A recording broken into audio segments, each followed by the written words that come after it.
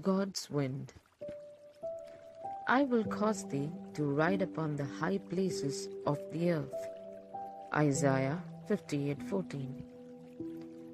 Those who fly through the air in airships tell us that one of the first rules they learn is to turn the ship towards the wind and fly against it. The wind lifts the ship up to higher heights. Where did they learn that? They learned it from the birds. If a bird is flying for pleasure, it goes with the wind. But if a bird meets danger, it turns right around and faces the wind in order that it may rise higher, and it flies away towards the very sun. Sufferings are God's wind. His contrary winds sometimes his strong winds. They are God's hurricanes, but they take human life and lift it to higher level and toward God's heavens. You have seen in the summertime a day when the atmosphere was so oppressive that you could hardly breathe. But a cloud appeared on the west horizon, and that cloud grew larger and threw out rich blessings for the world. The storm rose, lightning flashed, and thunder pealed.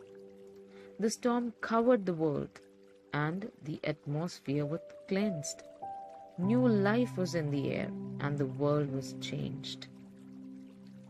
Human life is worked out according to exactly the same principle. When the storm breaks, the atmosphere is changed, clarified, filled with new life, and a part of heaven is brought down to earth. Obstacles ought to set us singing. The wind finds voice, not when rushing across the open sea, but when hindered by the outstretched arms of the pine trees, or broken by the fine strings of an aeolian harp. Then it has songs of power and beauty. Set your freed soul sweeping across the obstacles of life, through grim forests of pain, against even the tiny hindrances, and fret that love uses it, and will find its singing voice. Be like a bird that, halting in its flight, rests on his bow too slight, and feeling it give away beneath him sinks, knowing he hath wings. May God bless us. God's